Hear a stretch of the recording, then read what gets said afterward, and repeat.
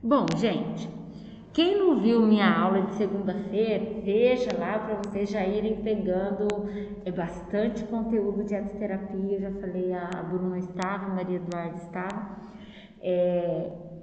E assim, é um conteúdo que é uma continuidade, sabe? Então, não deixa assim para na semana da prova ver as apostilas que estão faltando, porque é muito conteúdo mesmo. Não é uma disciplina difícil, mas ela é muito extensa, porque ela tem muita coisa para a gente abordar. Então, hoje a gente vai falar um pouco das dietas orais. A semana passada eu expliquei um pouco sobre o que é a dietoterapia e a prescrição dietoterápica. Que a prescrição nada mais é do que o ato da gente prescrever uma conduta, né? É a definição da nossa conduta. Por exemplo, o paciente foi no meu consultório, eu fiz a anamnese, eu fiz a antropometria, eu vi os exames laboratoriais. No caso do hospital, ele não foi no consultório, eu que fui até ele, eu também vi a anamnese. Eu apliquei a anamnese nos que é possível, né? Porque o hospital em UTI, por exemplo, se está em coma, não é possível, né? Eu vi os exames laboratoriais, eu vi o prontuário, e aí vi as doenças, vi o porquê que ele está ali internado, e a partir disso eu defino o que eu quero para o meu paciente. Ou seja, qual é a dieta, que tipo de dieta, quantas calorias, quais macro e quais micronutrientes eu quero que seja aumentado ou diminuído, o que eu quero com a fibra, com a água, quantas refeições eu estou programando para ele, né?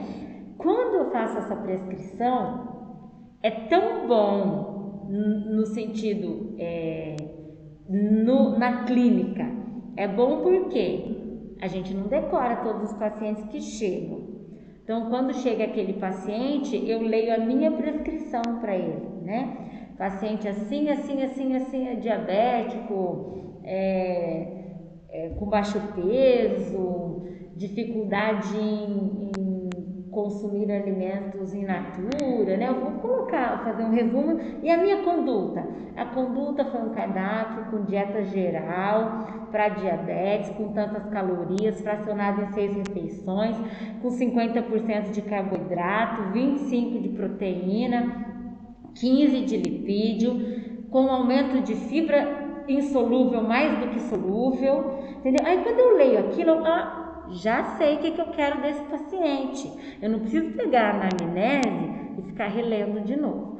Então, isso é no nosso consultório, a prescrição é bom para nos nortear.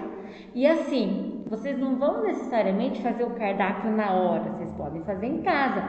Mas para isso é importante que enquanto você está com o paciente, que você explica tudo para ele saiu da sala, você faça a prescrição. Porque daí em casa você lê e fala, é isso que eu quero com ela, é verdade. Então a minha dieta, aí começa a montar. No consultório, no hospital, por que a prescrição é importante?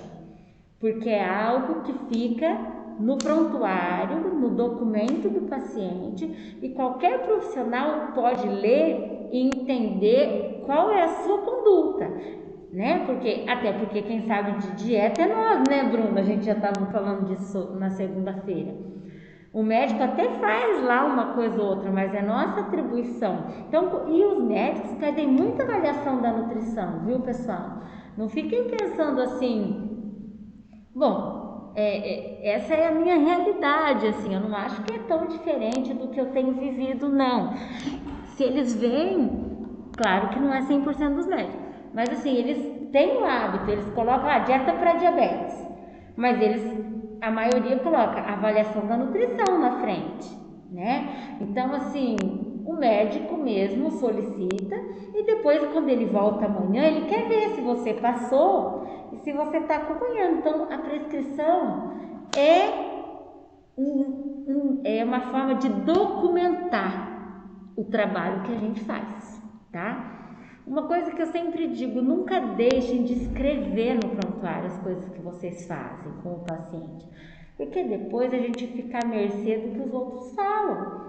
Por exemplo, você pode ter ido lá, ter conversado com o paciente, avaliado, viu o prontuário e esqueceu de marcar e foi para a cozinha resolver um problema, foi, sei lá, para o sondário.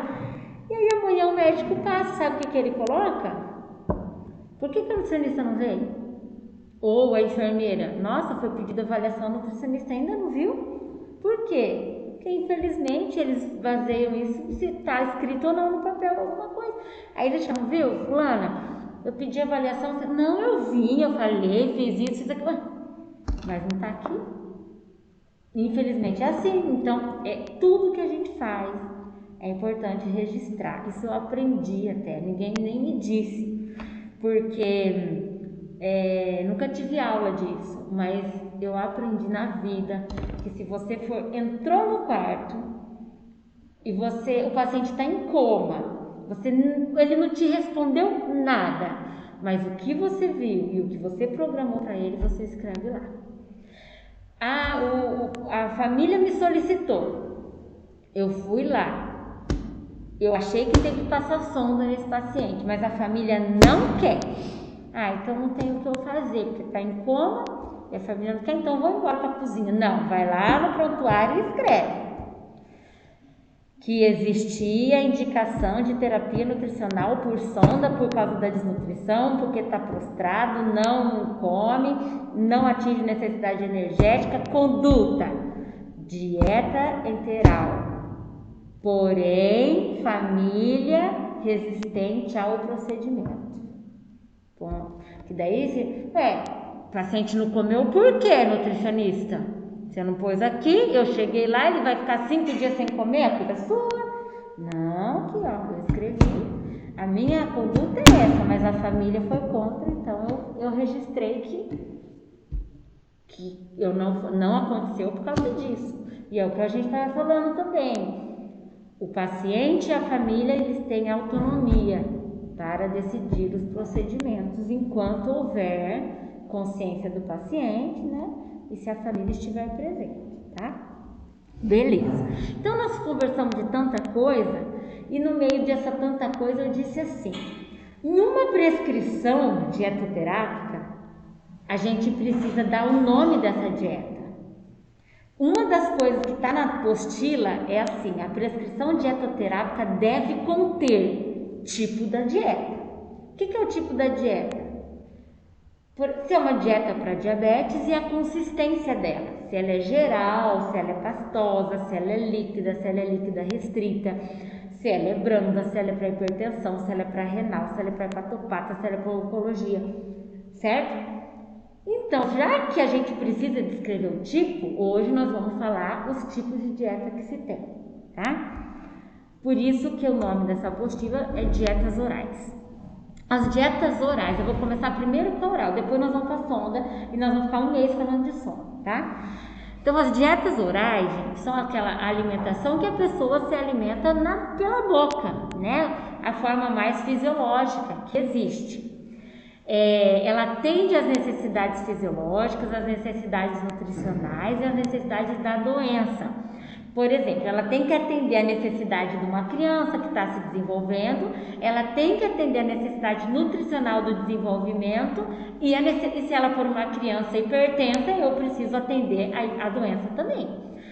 O adolescente, a mesma coisa, eu preciso atender o desenvolvimento que ele está, eu preciso atender se ele é um praticante de esporte e se no momento ele está com uma anemia, certo? Então essas dietas elas vão ajudar a manter saúde ou recuperar a saúde.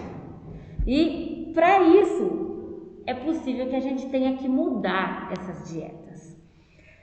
Porque muitas vezes o paciente chega para a gente com dificuldade para deglutir, com uma sequela de AVC, ele chega com doença de Alzheimer avançada.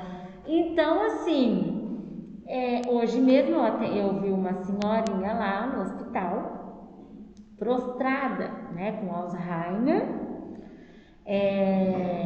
O que eu dizia para ela, ela não me ouvia, não me respondia, né? a boquinha dela aberta, então, e a família colocando a dieta pastosa, né, na boca dela, e aí a dieta ficava na boca. Aí depois ela dá uma tosse nela e ela... Aí, a hora que ela faz isso, a comida vai para o pulmão, e daí dá uma pneumonia. E daí já suspeita que é Covid. Então, olha para você ver, né, como que a gente precisa intervir, né? Claro, esse foi um caso que foi para a sonda, mas tem muitos casos que às vezes o paciente, ele consegue engolir, mas ele não consegue mastigar, ele não consegue engolir, triturar um pedaço de carne, mas ele consegue fazer o processo de deglutição. Quando isso acontece, não precisa ir para a sonda. Eu mudo do arroz, feijão, salada e carne para uma alimentação pastosa, tipo polenta. Porque daí se ele consegue fechar a boca e engolir, que ele não vai conseguir, fica mastigando, né, o pedaço lá da carne. Hoje mesmo no hospital foi galinhada. Então era galinhada, era feijão, cenoura, salada de repolho e não lembro. E aí veja bem, alguns pacientes não conseguem mastigar aquele pedaço de frango, o bife, né? Então a gente precisa mudar, não dá para servir assim para todo mundo, né? Então é necessário a gente mudar as dietas e é preciso, quando a gente trabalha no hospital principalmente, gente, e vocês vão me ver falar muito do hospital, como o Bruno já viu, porque é a minha área de atuação. Eu trabalhei 13 anos em clínica, mas eu gosto do hospital, não tem jeito. E aí, a gente precisa padronizar, porque igual eu estava falando segunda-feira, o paciente, não interna um paciente dentro do hospital, né? Interna 2, 3, 4, quando eu trabalhava no daqui, internava 60 no dia. Não dá para eu avaliar os 60 que chegou hoje. Só que aquele diabético, hipertenso, o renal que chegou, ele não tem condição de esperar eu ir lá avaliar ele. Ele não tem condição disso, porque ele precisa comer e a coisa tem que andar antes de mim. Porque eu não tenho condição de avaliar 60, vocês entendem? Então eu preciso ter uma equipe muito preparada para isso. Eu preciso de uma cozinheira que saiba fazer o correto, da copeira que saiba servir o correto. Como que essa informação que está aqui no prontuário, que o médico na hora que internou o paciente escreveu lá, dieta pastosa, como que isso daqui vai chegar para a cozinha? É o Espírito Santo que vai levar para a cozinha? Não é procedimento que o nutricionista tem que estabelecer, criar mapa de dietas, sabe? Por isso que para mim nós tínhamos que falar, eu acabo falando mais de hospital mesmo porque eu vejo uma complexidade maior, mas também eu atuo lá, né? Então assim, o paciente chega com a dieta e eu não cheguei nele para eu falar para a cozinheira fazer daquele jeito. A informação chega na cozinha através de um procedimento que você cria, a cozinheira, a copeira passa para a cozinha sabe o que fazer e a copeira sabe o que servir, independente de você ter visto ele ou não, porque você vai nos piores, né? Então a padronização é necessária, é uma regra. Não tem como você trabalhar no hospital se não tiver padronização de dietas. O que é isso? Eu escolho as mais comuns e que esteja de acordo com a realidade daquele hospital. Por exemplo, um hospital oncológico, muito provavelmente, você vai ter uma padronização de dieta já hiperproteica, de uma dieta pastosa, de uma dieta líquida fria. Agora, um hospital, deixa eu pensar, de cirurgia bariátrica, a padronização pode ser outra, né? Então vai depender do público que a gente atende. Tanto que quando vocês forem olhar em livros, a padronização das dietas mudam de lugares para lugares. A padronização é uma, gente, só que assim, Pode ser que no hospital que vocês vão trabalhar não tenha necessidade de ter uma dieta para neutropenia padronizada. Porque nunca tem um paciente. O meu hospital onde eu trabalho hoje, é muito pouco paciente oncológico, porque os oncológicos vêm aqui para Pucarana, ou para Arapongas, ou para Londrina, ou para Maringá, né? Que tem referência em quimioterapia e radioterapia, desculpa. Então, assim, eu não tenho necessidade, o tanto que eu não tenho nesse hospital que eu trabalho hoje, a padronização de dieta para neutropenia. Se internar hoje um paciente, o médico colocar dieta para neutropenia, a copeira vai me ligar. Ana Helena, eu não sei o que servir. Por quê? Porque não é a minha realidade. Em compensação, a dieta leve, eu não posso deixar de ter. Porque é um hospital que interna muito idoso. E a dieta leve é o que? É sopa. Então, tenho que padronizar de acordo com a minha demanda, tá? Então, aqui que a gente pode mudar numa alimentação, nos tipos de dieta? Eu posso mudar a consistência dela e posso mudar os nutrientes dela. Então, ali naquele slide está assim: tipos de modificações: consistência, valor calórico e quantidade. Eu também posso e devo pensar no sabor da dieta, na temperatura, no volume e na quantidade de resíduo. Quando eu falo quantidade de resíduo, gente, é porque assim, o resíduo é aquela dieta, alimentação que forma resíduo, ou seja, forma fezes. Então, uma alimentação que tem fibra, que tem alimento sólido. A dieta líquida restrita não tem alimento sólido. A dieta líquida é o chá claro, é líquido transparente. Ela forma fezes, gente? Chá de erva doce, gelatina diet, chá de erva cidreira, caldo da sopa, não é a sopa batida não. O caldo forma fezes? Forma ou não? Não, forma xixi, gente, mas fezes não. Então, quando eu falo quantidade de resíduo, é a quantidade do sólido e das fibras, tá? Que a dieta tem. A gente tem que evitar altas concentrações de açúcar, sal e ácidos, né? Principalmente no ambiente hospitalar. Não porque ele é diabético e não porque ele é hipertenso, porque o açúcar não é um alimento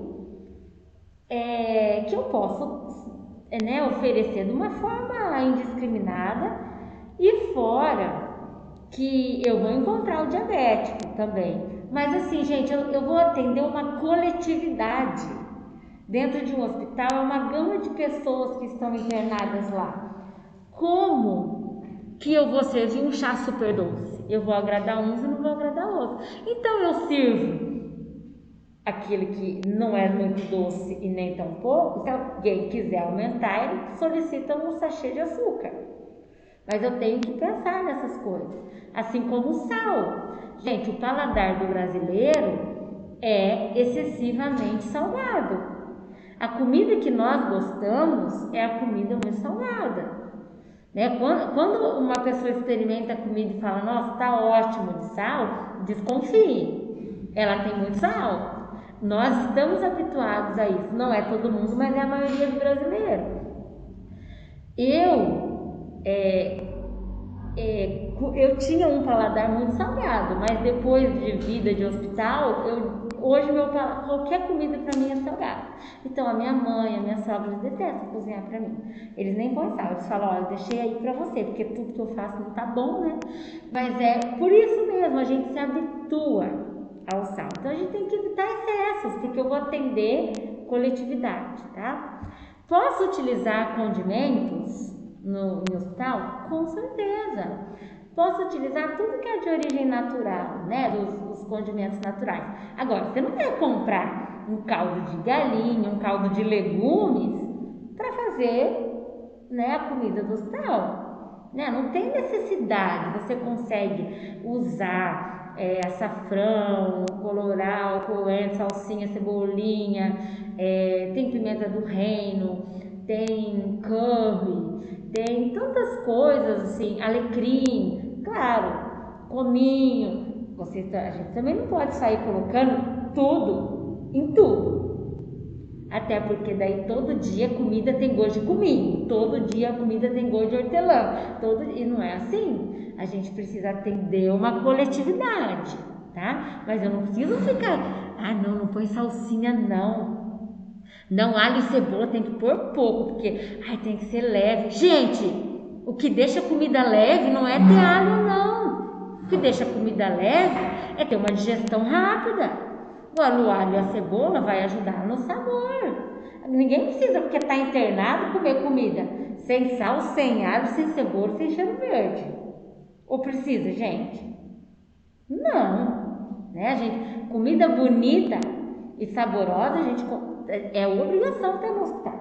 Porque o hospital já é um lugar que ninguém quer comer a comida. Né? Então, a gente tem que, no mínimo, caprichar na comida. Né? A temperatura também. Se é uma sobremesa, eu preciso servir ela gelada, né? Não necessariamente, tem sobremesas quentes também. Se é a comida, ela tem que chegar quente para o paciente. Gente, ele já está lá, internado, num lugar que não é o que ele gosta. Ninguém está no hospital a passeio, gente. Se vocês foram para o hospital passear já e se internar porque vocês queriam. Eu nunca. Todo mundo está lá porque ou está doente ou está com a família doente. Então, quer dizer, quem está lá está preocupado, né? Já é um lugar que funciona totalmente diferente da sua casa, porque lá o café da manhã pode ser mais cedo, o almoço é mais cedo, a janta é mais cedo, vem comida já porcionada, às vezes nem é aquele tanto que você queria comer, às vezes você quer mais, né? Tem um monte de medicação que a pessoa está tomando que muda o paladar. Quer dizer, o hospital é um ambiente onde existe um favorecimento a não comer. Vamos falar a verdade. Aí chega uma comida lá toda pálida. Não, vamos pensar. Arroz, repolho refogado, frango grelhado e purê de batata. Olha para essa comida. Arroz, frango grelhado, repolho refogado e purê. Posso até adorar o purê, né? Que é uma paixão o purê lá no hospital, por isso que eu falei dele. Mas, gente, quando eu abro a marmita lá e eu vejo branco do arroz, com amarelinho claro do purê, com o beijinho do frango e com o repolho sem cor, gente, eu tenho vontade de sair correndo, não é? Então eu tenho que pensar na composição. Aí eu vou comer, tá fria a comida, né? Então eu tenho que servir as coisas de acordo com o que deve ser feito. Por exemplo, a dieta líquida fria, ela tem que estar gelada. É para quem fez cirurgia de amígdala, então precisa evitar o sangramento, para quem tem um monte de afta na boca. Então a líquida fria, não, mas pode levar morno. Não, líquida fria tem que ser fria, certo? Então a gente tem que pensar nessas coisas aí. Vamos para a classificação. Essas são as dietas mais usadas como padrão com relação à consistência. Consistência geral, branda, pastosa, leve, líquida, líquida restrita e dieta zero. A dieta geral, gente, é a dieta normal. Ela também tem o nome de normal ou livre. Então, quando o médico coloca lá dieta livre, é livre. Você não precisa mudar nada.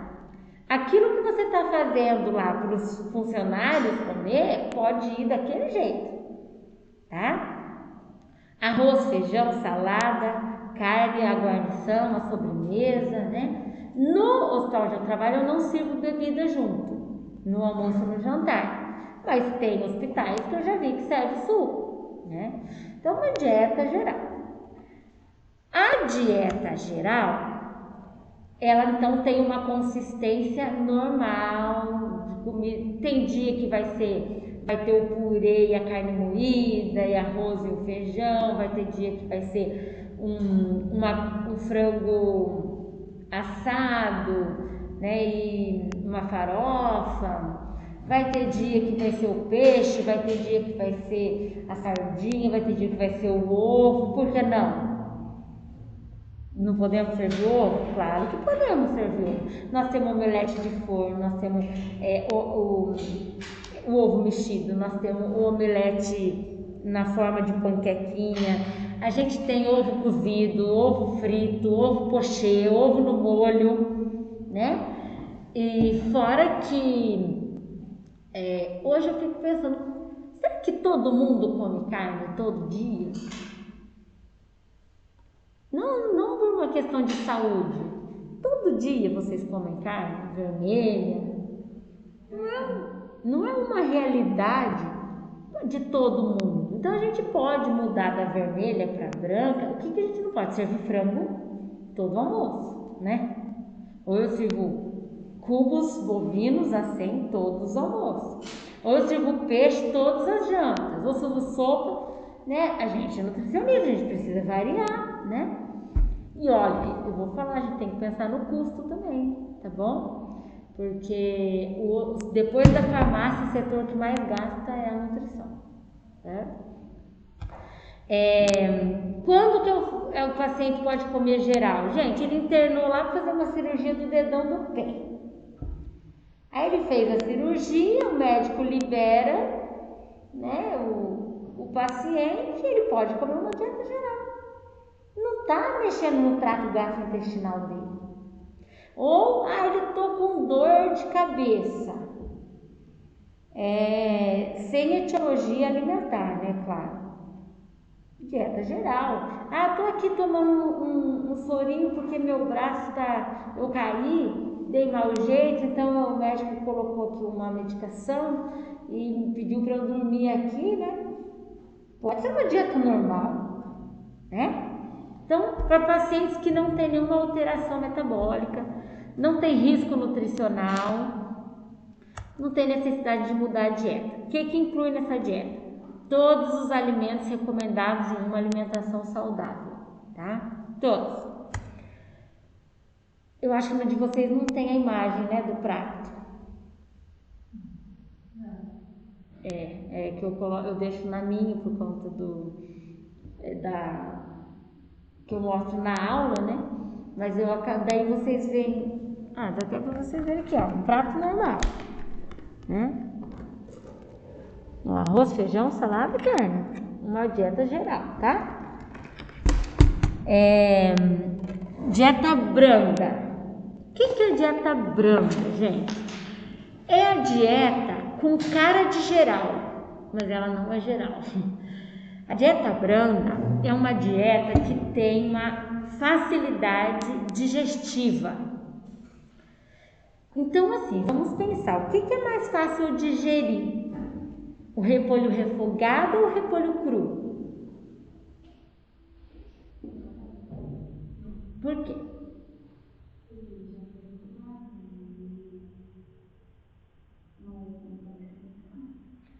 As fibras do repolho já estão abrandadas pela cocção, né? Por exemplo, é mais fácil eu digerir um feijão cru ou um feijão cozido? Não precisa nem responder, né? Não vamos nem responder. Então a dieta branda, ela é uma dieta com cara de geral, mas ela tem digestão melhor. O que torna uma digestão melhor? Alimentos coccionados, tá? Agora, adianta eu fazer um repolho refogado e lotar de óleo? Não, porque o óleo fica mais tempo para fazer digestão, ele tem uma digestão lenta. Então eu vou facilitar por um lado, mas eu vou ter muito óleo, eu vou dificultar por outro. Então, outro ponto da dieta branda, ela é pobre em lipídios. Outra coisa, adianta eu fazer um repolho com pouco óleo e refogado, se ele dá gases, se ele é flatulento, ele acaba dando um desconforto abdominal. Vocês entendem? Então, além de ser uma dieta cozida, ela tem que ter pouco óleo e não pode ser flatulenta, porque aquilo que me dá gases me deixa como que eu digo? Desconfortável, exatamente, tá? Então a dieta branda, ela tem um valor nutricional muito parecido com a dieta geral, mas os alimentos são cozidos. Vegetais sempre coccionados, gente. Chuchu, cenoura não é ralada, crua, ela é cozida. Se for dar repolho, que seja refogado, couve, que seja refogado, quiabo sempre vai ser cozido mesmo. Mas o pepino, o tomate, a beterraba ralada não são alimentos que vão compor essa dieta, porque são crus, certo? Carnes, pode dar um bife? Pode. Agora, ele não pode ser imerso no óleo, tá? Ele tem que ser grelhado. Carne moída, carne desfiada, refogada sempre com pouco óleo. Ah, professora, e se eu colocar o pimentão na carne moída? Pode, para dar gosto. Porém, você pode pensar que algumas pessoas, ele pode ser flatulento, né? Então, você pode, na dieta branda, não usar o pimentão, mas não quer dizer que você não possa ter pimentão com a dieta geral, tá? Frutas cozidas, assadas, no micro-ondas, tá? Banana com canela, pera assada, né? Tem uma sobremesa que a gente fazia muito aqui nesse hospital, que era com gelatina, mas com frutas. Então, como que a gente fazia? Pegava um abacaxi, picava, né? Colocava ele para assar, já nos pirex, e fazia uma gelatina de abacaxi e colocava por cima. Dava para servir para dieta branda, entendeu? Porque ele está cozido ali, né? Não já é uma fruta que está abrandada. Então é uma dieta que tem uma facilidade digestiva. Por isso as frutas, se não forem assadas ou cozidas, no mínimo tem que estar bem madura. Banana bem madura, um mamão bem maduro, um abacate bem maduro. Não dá pra gente pegar aquela pera durinha, né? Porque tem umas peras bem, né, enrijecidas. Não, tem que ser aquela pera que quando você descasca ela sai até água na mão. Então eu adoro a pera desse jeito também. Mas também vai ter o paciente que não gosta, mas gente, não tem o que a gente fazer, né? E de preferência sem casca, porque quanto mais fibra, mais difícil é a digestão. Para quem que eu vou dar essa dieta? Para o paciente de pré e pós-operatório em geral. Muitas vezes acontece isso, operou do dedão do pé. E o médico ainda não quer liberar uma dieta geral, ele pode liberar a branda. E para aqueles que têm doenças de estômago, que daí é uma dieta de fácil digestão, tá? O que inclui, o que entra nessas dietas, gente? Nessa dieta branca? Pão branco, porque o com fibra tem uma digestão mais lenta. Bolacha sem recheio, claro.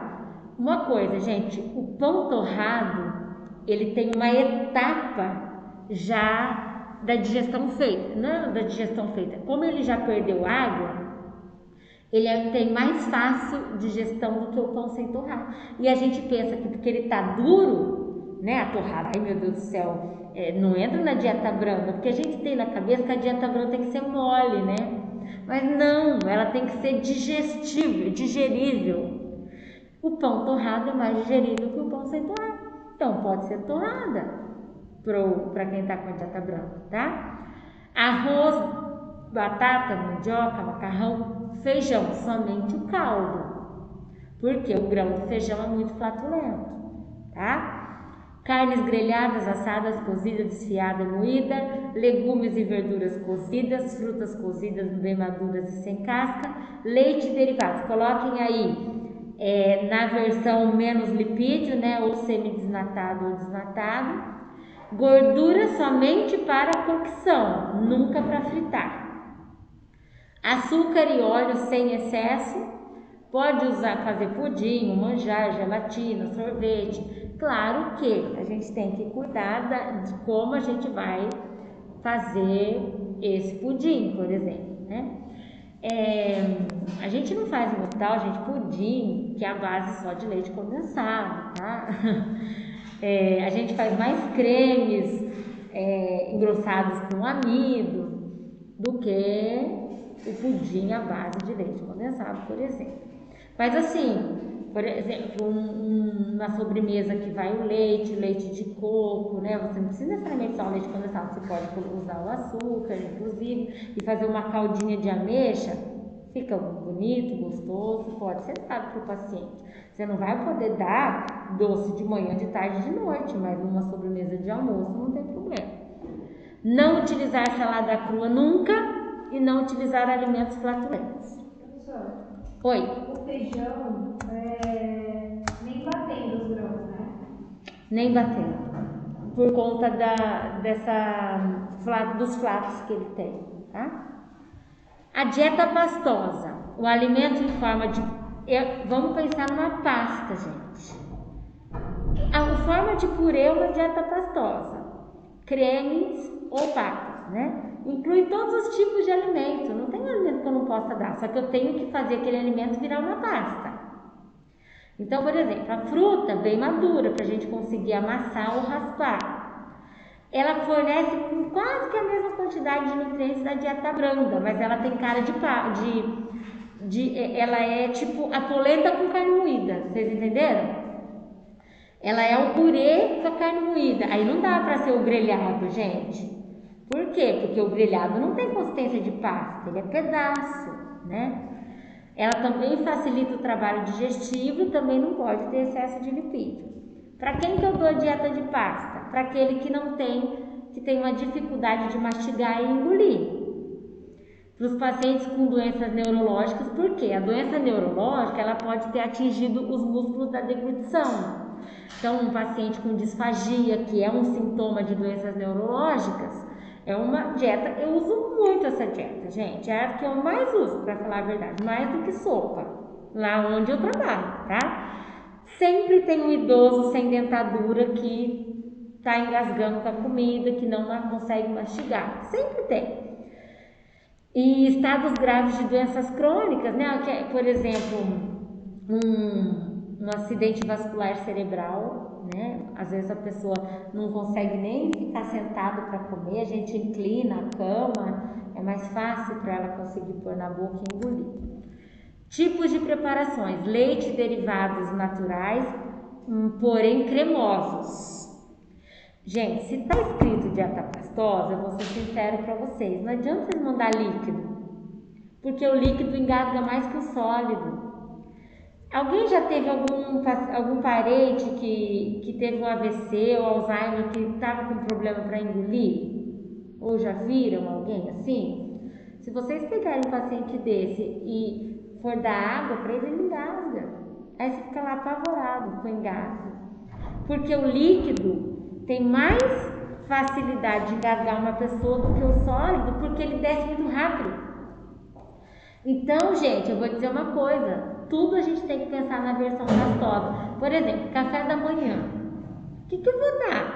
Já que você falou aí que eu não posso dar líquido, eu ia dar um chá com bolacha. Você pode dar chá com bolacha, mas faz a papa. Ou leite com bolacha.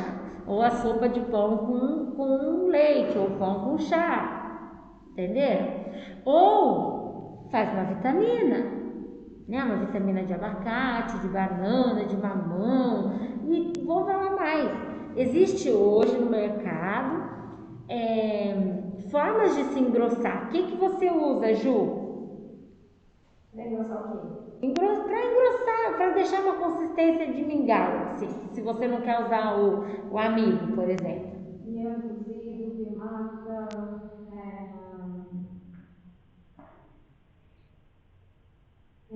chia, Então nós temos assim essas opções e a gente tem no mercado produtos próprios para engrossar, sem gosto e sem cor. Por exemplo, antigamente a gente não tinha chia, goma guar, né? Assim, não era tão fácil. Aí tudo era amido.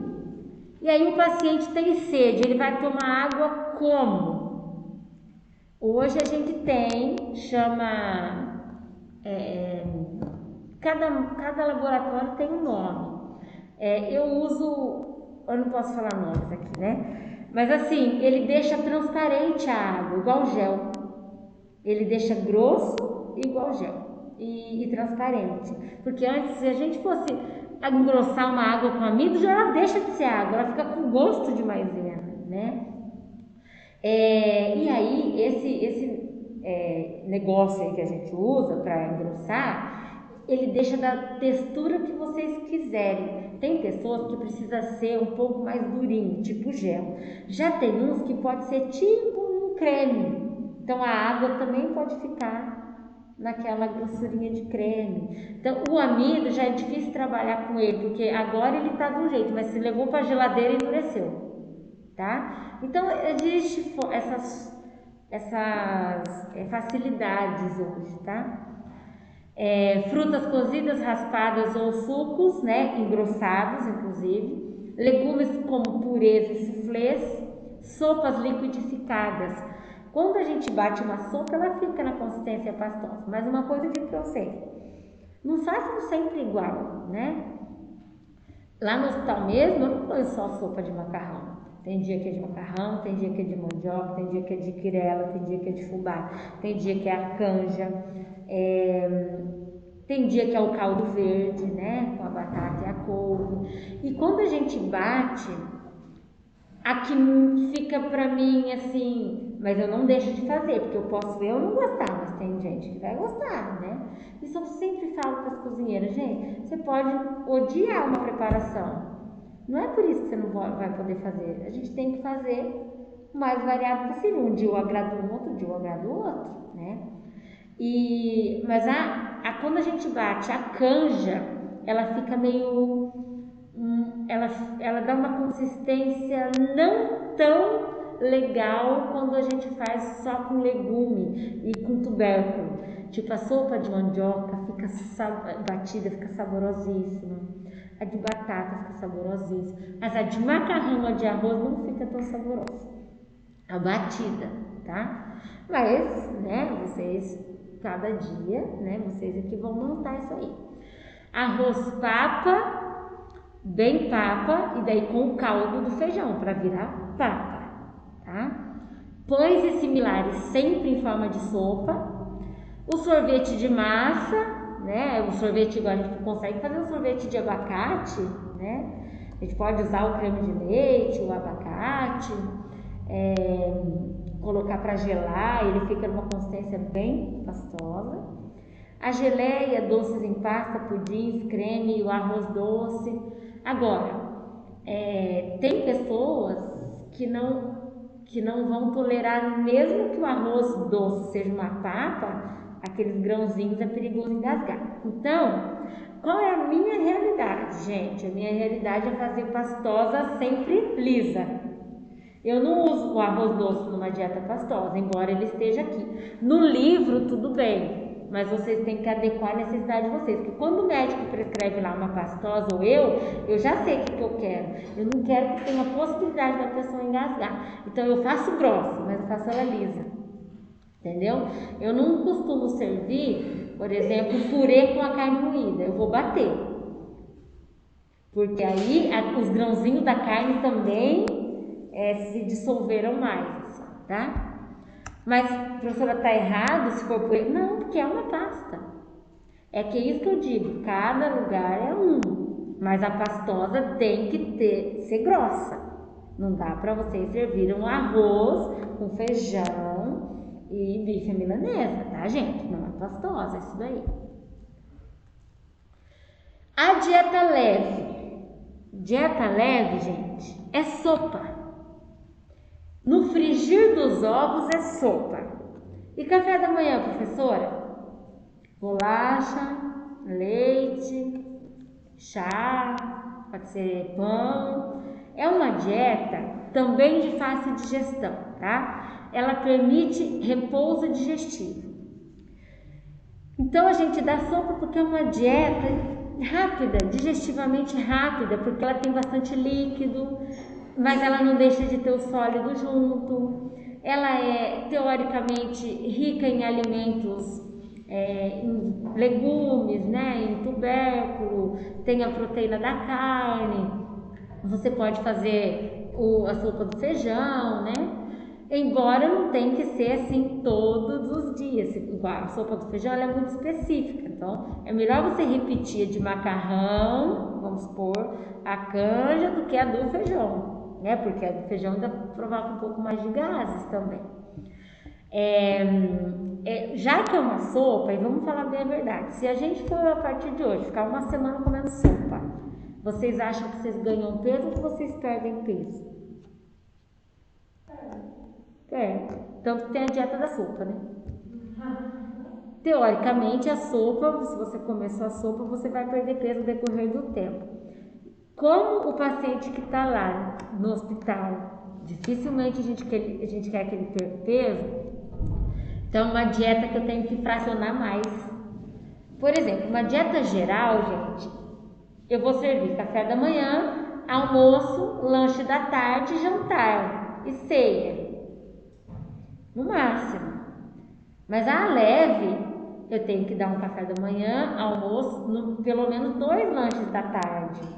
Porque a sopa, ela não vai sustentar do almoço até o jantar, né? Então, por conta disso, ela exige um fracionamento maior. Então, quando você padronizar lá na cozinha, vai ter um papel lá, né? Que você vai colocar dieta geral, que vai, dieta grande, pastosa, leve, porque a sua copeira tem que saber o que ela pode levar, né? Então a gente tem que padronizar. Paciente internou e é pastosa, tá aqui, ó, tá escrito café da manhã, o que você dá? Almoço, você entendeu?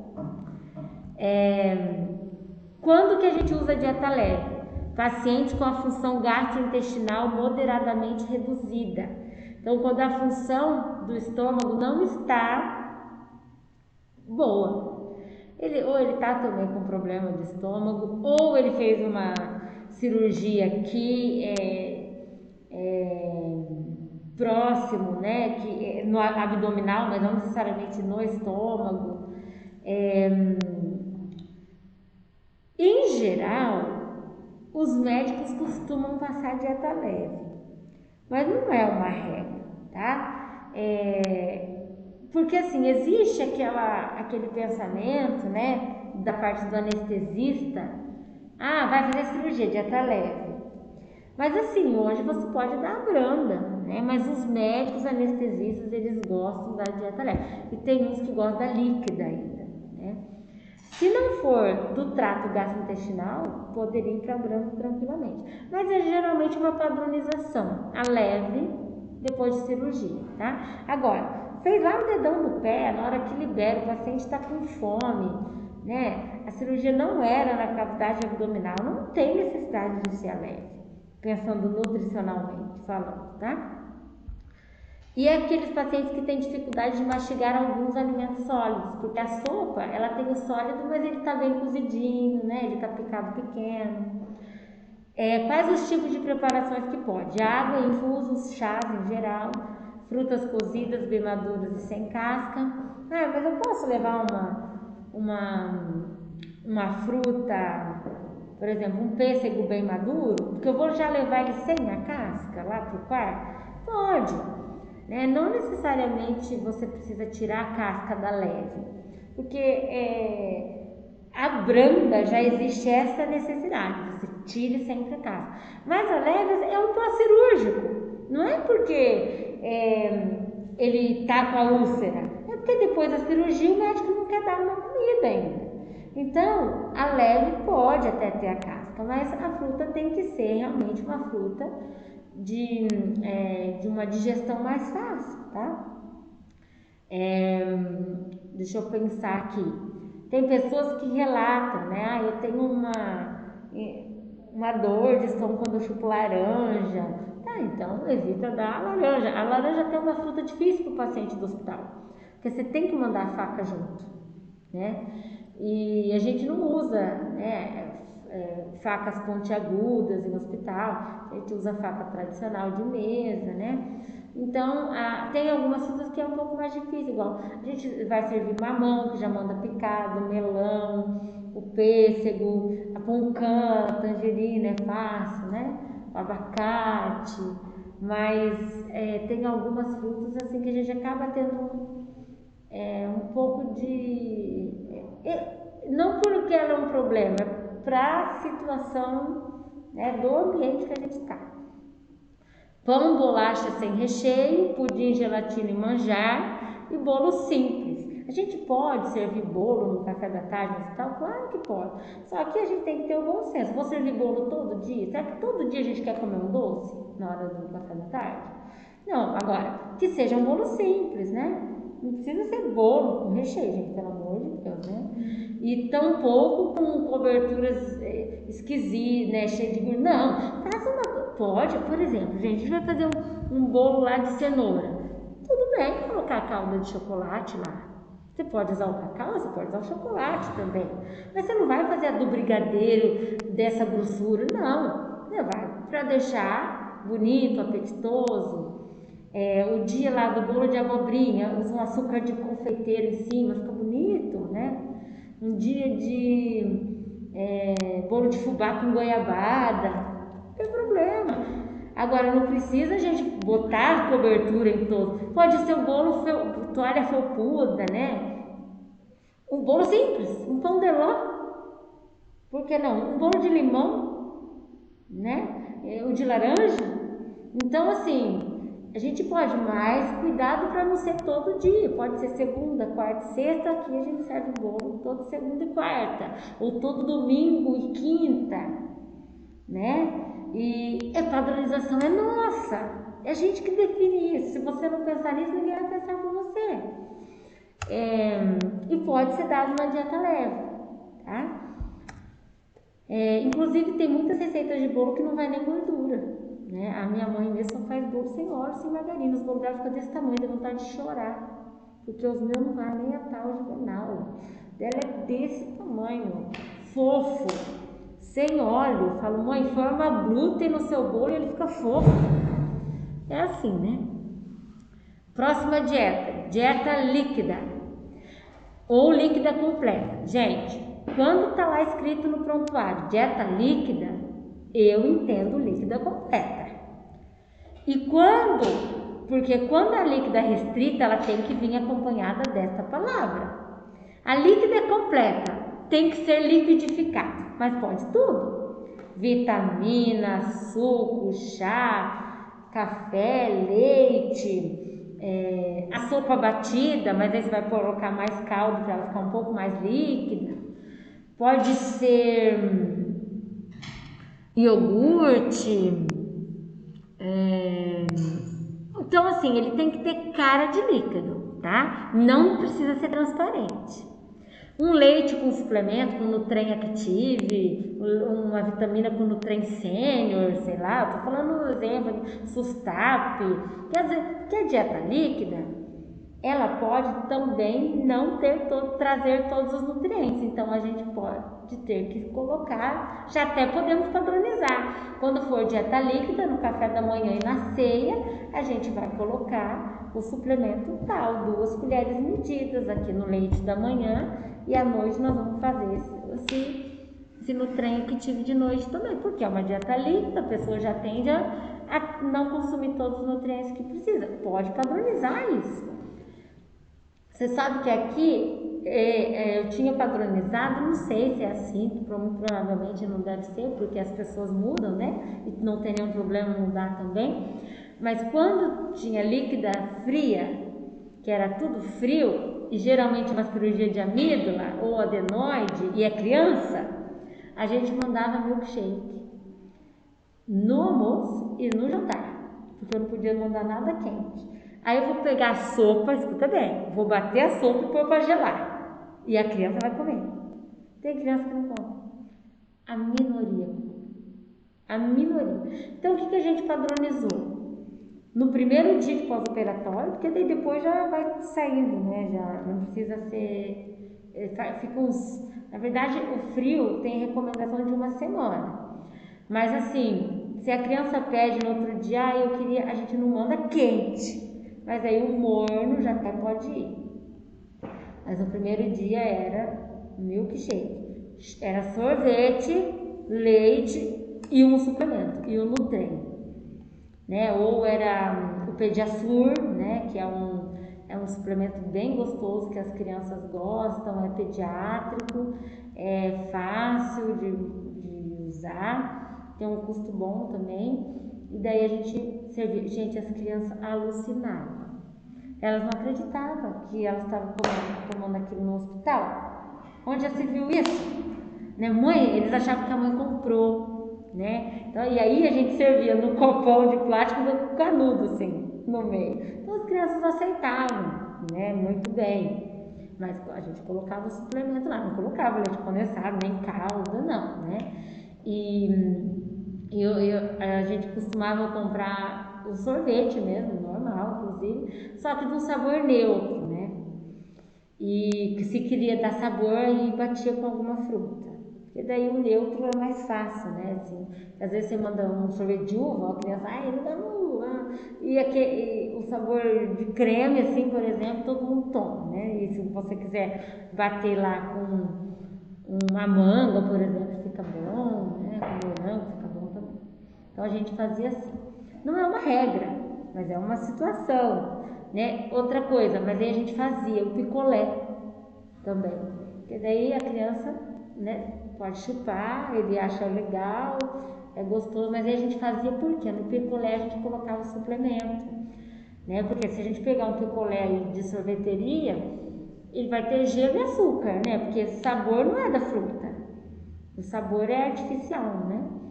Então a gente fazia, né, com os sucos de limão, tangerina, e manga, e goiaba. Nossa, de goiaba tinha uma ótima sensação.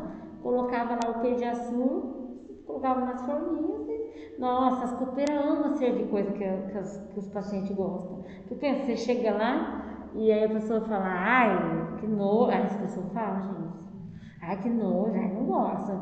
A copeira, coitada, ela fica chateada, gente. Ela adora agradar, né? Então a líquida completa, ela cabe, né? Essas preparações mais apetitosas, mas a líquida restrita não cabe. Quando que eu sirvo essa líquida completa? Pós-operatório de cirurgia de boca ou de face. Aquelas pessoas que fazem trauma de mandíbula, que não pode abrir, daí eu tenho que servir tudo em canudo, né?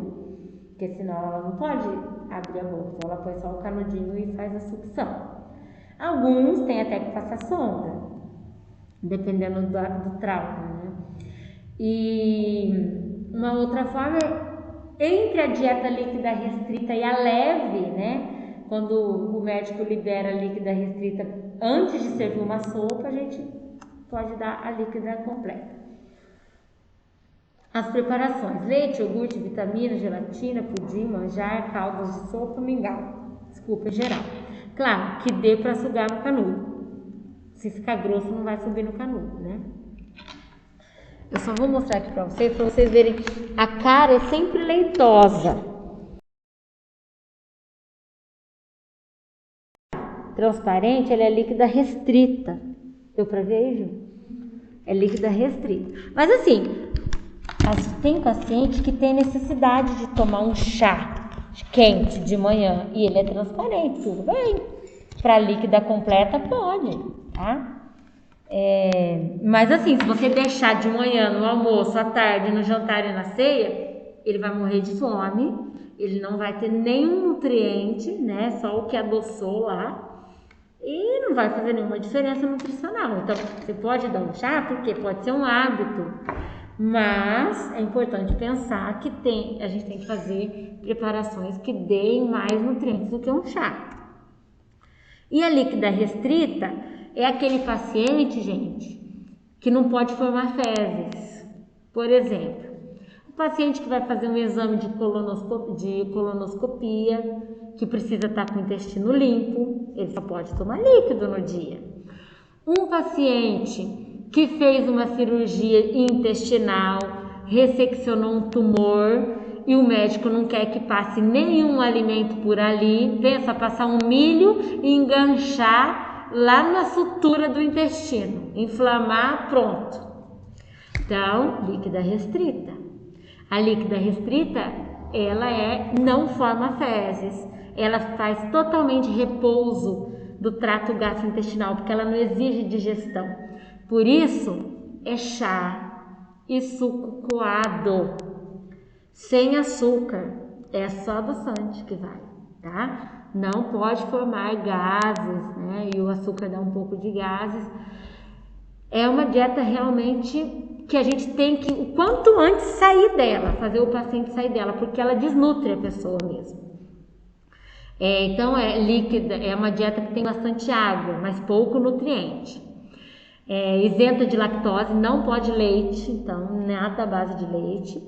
Açúcar, uma quantidade mínima, e eu padronizava o adoçante quando era restrito. Baixo valor nutricional, a gente tem que sair dela rapidamente, mas depende da evolução do paciente. E assim, a líquida restrita, geralmente o médico que acaba prescrevendo, porque é um pós-cirúrgico, né? A gente encontrava muito essa prescrição no oncologista quando tinha alguma ressecção intestinal, né? Por um tempo, assim. E precisa dar de hora em hora, porque a pessoa sente muita fome.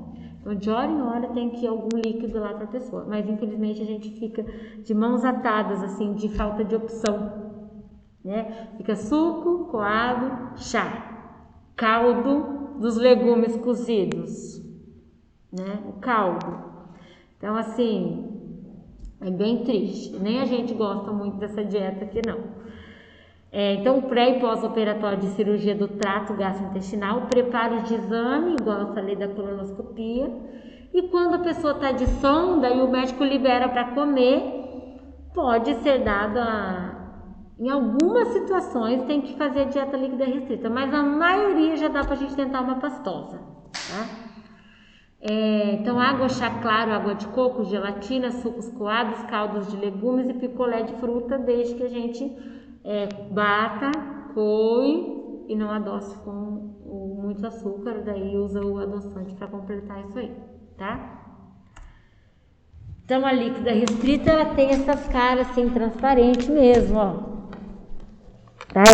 São líquidos límpidos, né, que a gente fala, não tem nutriente, né, gente? Vamos falar bem a verdade. E aí temos o jejum, que é uma forma de dieta, né? Ou seja, é a ausência de dieta.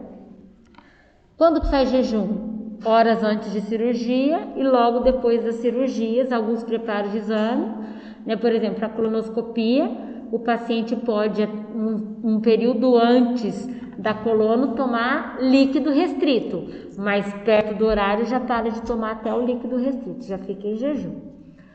Hoje, gente, o que os estudos trazem, já não é hoje, já faz tempo que existe, mas não é uma prática tão estabelecida assim.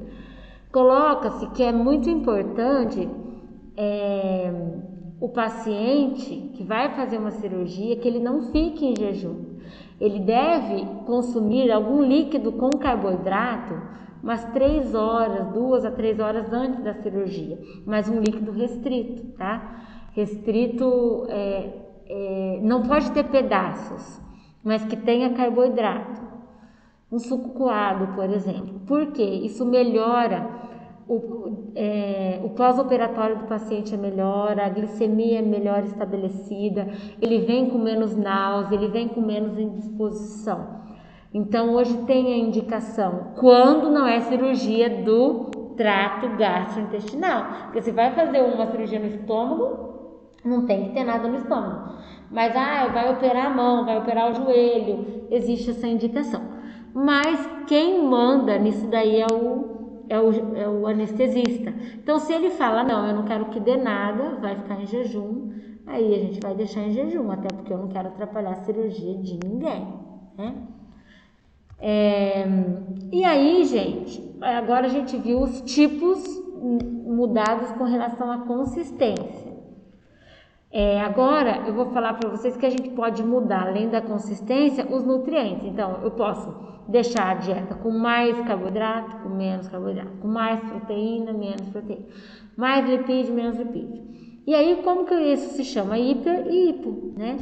Dieta hiperproteica, dieta hipocalórica, dieta hipoglicídica, hiperglicídica, hipolipídica. E vocês vão ver esses termos nas doenças. né? Por exemplo, o paciente com colesterol alto vai ter uma dieta hipolipídica. O paciente com hipertrigliceridemia vai ter uma dieta hipoglicídica, né? Então, vão se habituando a esses termos. Hiper para muito, hipo para pouco.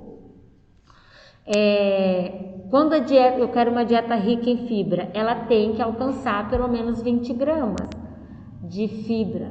Então, eu consigo isso com dieta? Consegue. Mas o paciente de hospital nem sempre come.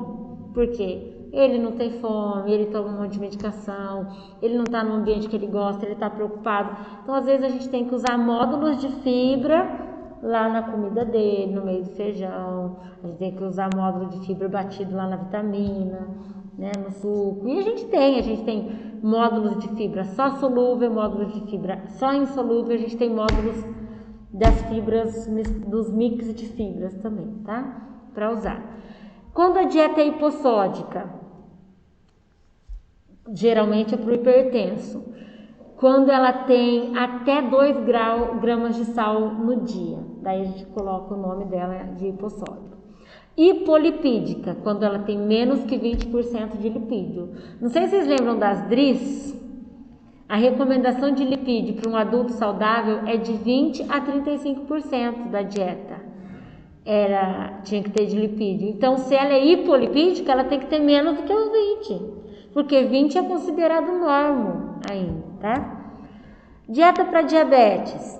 A dieta que vai contemplar a necessidade do diabético é uma dieta que seja rica em fibra, que seja fracionada várias vezes ao dia.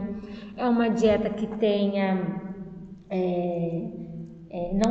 não existe adição de açúcar simples, né? A gente usa os adoçantes ou não adoça. Geralmente a gente adoça com adoçante, né? Temos o natural ou o artificial. E daí vai de cada local, né? Tem condição de comprar os que são naturais? Beleza. Não, nós não temos, então vamos usar o que é artificial mesmo. A gente tem que considerar a necessidade do hospital, gente. Não adianta do local que vocês trabalham, né? Da UAN que vocês forem trabalhar. O custo da nossa refeição é X, né? Então a gente faz controle de custo, seja numa UAN, seja no hospital. Todo mês mesmo é cobrado isso. Então não adianta a gente sair, não, vamos comprar tudo do que é caro. Não é a realidade, tá? Principalmente hospitais públicos, né? Que é a maioria, né? Quando eu falo hospital público, é o hospital que atende mais a rede pública, por exemplo, que seja 80% dos leitos é para atendimento do SUS, né?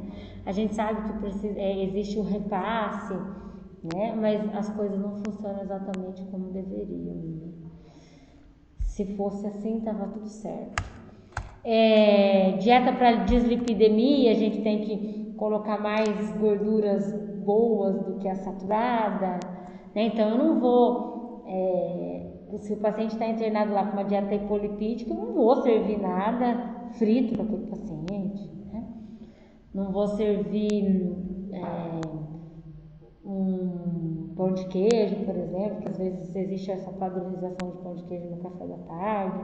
Tudo vai depender da realidade do local, tá? E aí nós temos dieta para tudo: ácido úrico, insuficiência renal, hepático, gastrite, dieta laxante, dieta obstipante, dieta para neutropenia, dieta para disfagia, tem N tipos de dieta, que daí a gente vai vendo as doenças, né? E a dieta vegana, né? E interna os pacientes veganos, interna os vegetarianos, e a gente tem que servir, por exemplo, não vai ter no hospital, gente, 20 pacientes vegetarianos.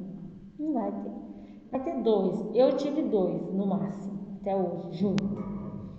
E a gente tem que servir, tem que atender. A gente trabalha com coletivo, mas ele é um caso que precisa ser individual. Eu não preciso padronizar, porque não é todo mês que tem um vegetariano lá. Mas vai que você trabalha numa região que tem bastante vegetariano, você vai ter que padronizar. Agora, você precisa atender aquela necessidade, tá? Por exemplo, um paciente com doença celíaca. Ah, não, mas aqui no café da manhã é pão, então vai pão para ele. Não, ele tem doença celíaca, você não vai poder mandar pão, você não vai poder mandar nada à base de trigo. Quando internaram um celíaco, já era de praxe, né? Por isso que o nutricionista ele tem que treinar os funcionários o tempo inteiro. Tem prescrição de doença celíaca? A copeira já detecta, já avisa o nutricionista, que aí a gente vai fazer a avaliação lá, e já avisa a cozinha, mesmo que a nutricionista, que daí a gente não tem que ir na hora, porque a gente não está lá esperando o paciente chegar, né?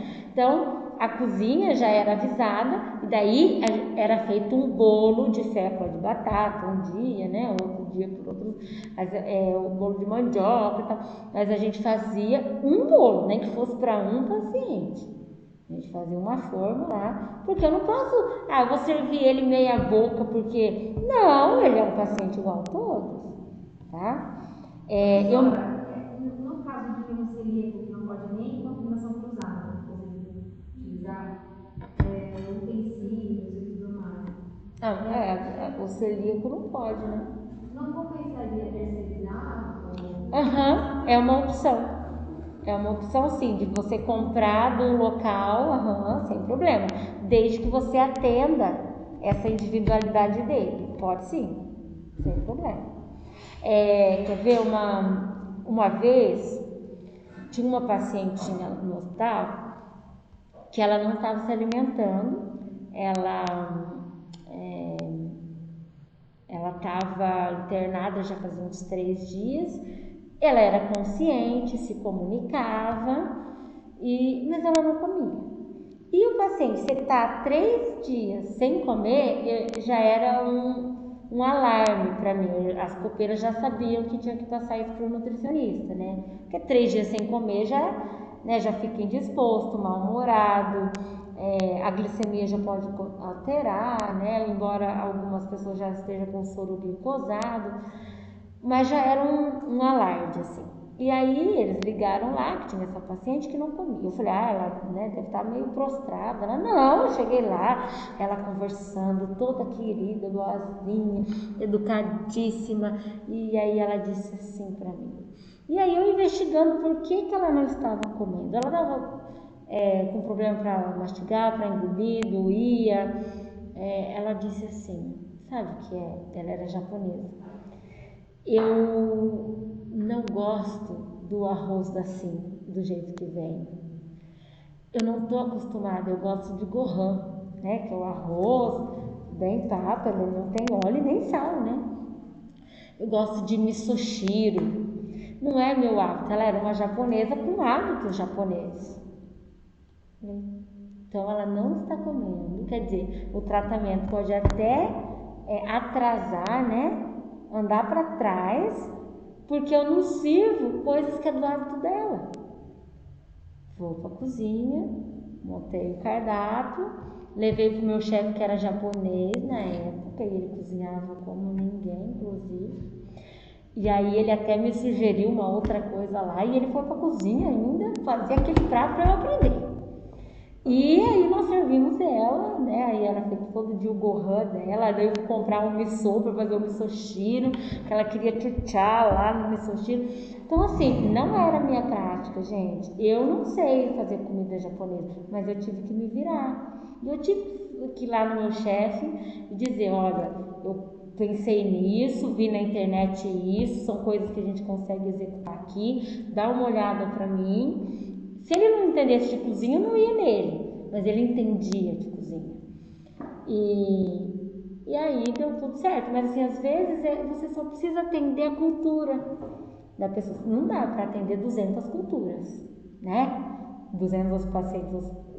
Por isso a gente padroniza, mas você tem que preparar a equipe para identificar o que é individual, porque isso é negligência nossa. Né? A mulher não estava comendo, não é porque ela estava com problema de deglutição, por causa da por causa que ela estava comatosa, não, é porque no vinho não era gohan. E ela não sabia comer o arroz soltinho. E ainda, eu sempre prezava pelo arroz solto, né? O arroz e tal. E as meninas faziam um arroz muito solto mesmo. Gente, acho que eu aprendi assim comigo, como até a carne. Até a carne. Entendeu? Então, e eles são sistemáticos, né? Então, assim, a gente tem que estar. Não. Então, a gente tem que estar preparado, gente, para tudo mesmo, tá? As dietas hospitalares devem ser adequadas, nutritivas, saborosas e atrativas. Gente, vale um capricho, né? Vale um raminho do cheiro verde, né? Vale da salsinha assim em cima do arroz, vale um paque-filme bem esticado. Eu tenho uma mania de paque-filme bem esticado, porque a gente coloca, vamos supor, o salgado ou o bolo num pirex, num pires, e você vai levar assim, passar pelo corredor onde passa os doentes, onde passa o que acabou de ir a óbito? Não dá, gente, tudo tem que ser tampado. E as embalagens bonitinhas assim, elas são caras, muito caras. Como o gasto com embalagem é muito complicado. E aí eu falava, né, aí eu ensinei elas a fazer tudo com passar o patinho, mas não no negócio. Que daí ele gruda no pirezinho e fica bem esticado. Gente, dá diferença o paque-filme mal colocado. Me irritava. Né? A fatia do presunto e queijo enrolada no paque-filme tinha todo um esquema, né? Que eu gostaria que fosse. E então é nosso, assim, ou vai pegar uma presunto, queijo lá por. O que eu ponho? Vocês pararam para pensar que até isso a gente tem que pensar. No que vai o pão, no que vai na garrafinha térmica pequena, o leite ou o café? Será que vai naquelas chaleirinha mini de inox? O que é mais caro? O que é mais viável? Né? Tudo isso é nosso, gente. É nutricionista que tem que ir atrás. Tudo isso é para fazer o paciente comer num ambiente que favorece o contrário. O ambiente hospitalar favorece a pessoa não comer, tá? Então, para isso que a gente está lá. E uma outra coisa que eu queria dizer para vocês foi feito alguns estudos, o ambiente hospitalar é um ambiente que ainda tem 50% de desnutrido. Por mais que a obesidade está tomando conta, quem está no hospital, ele tende ao emagrecimento, ele tende a comer menos, ele tem 1000 motivos para isso. E o nutricionista faz toda a diferença quando ele trabalha em cima disso daí.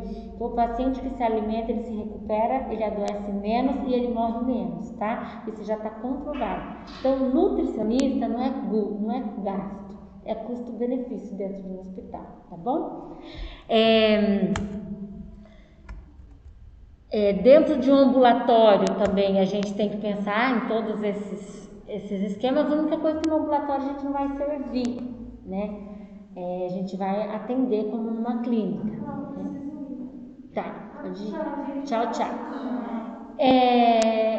E é isso, gente. Alguma dúvida? Até aqui sobre os tipos de dieta? Por isso que eu gosto de fazer tudo numa disciplina só, entendeu? Que aí a gente não interrompe. Bom, então é isso com relação à dietoterapia hoje, tá? Meu Senhor, só eu mesmo.